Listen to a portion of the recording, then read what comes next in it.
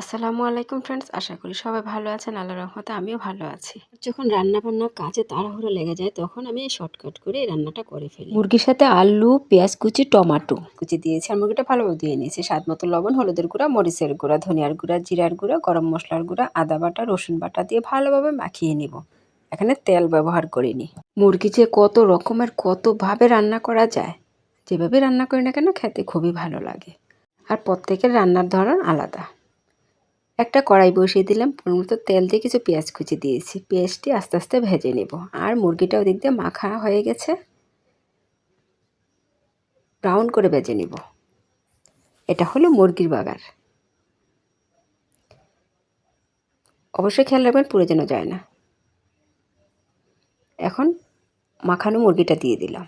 আস্তে আস্তে নেড়ে চেড়ে পাটিটা ধুয়ে একটু পানি দিয়েছি। আর কিছুক্ষণের জন্য ঢেকে দিব।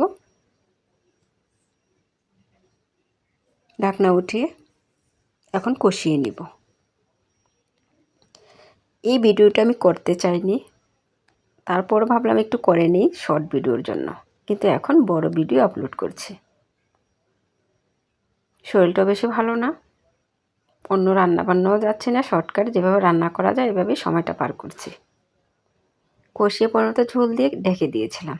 ঢাকনা উঠে হালকা নেড়ে ছেড়ে দিলাম। কষানোতে সব সিদ্ধ হয়ে গেছে। মুরগিটা দেশি ছোট মুরগি ছিল, এজন্যই কষানোতে সিদ্ধ হয়ে গেছে। একটু নেড়ে চেড়ে এখন চুলাটা লো হিটে রেখে দিব, তেলটা ভেসে আসা পর্যন্ত। যেরকমই রান্না হোক না কেন, মাশাআল্লাহ খেতে অসাধারণ ছিল। আমি এভাবে শর্টকাটে মুরগিটা রান্না করে ফেলি। এই ভিডিওটা ভালো লেগে থাকলে অবশ্যই একটা শেয়ার করে দেবেন, অন্যদের দেখার সুযোগ করে দেবেন। এই ভিডিওটা ছোট করে আপনাদের সাথে শেয়ার করছি। এতক্ষণ ভিডিওটা দেখার জন্য অসংখ্য ধন্যবাদ। আপনাদের মাঝে আমি আবারও চলে আসবো নতুন এক ভিডিও নিয়ে। ততক্ষণ সবাই ভালো থাকবেন, আমার জন্য বেশি বেশি দোয়া করবেন। সবার জন্য দোয়া, শুভকামনা। আল্লাহ হাফেজ।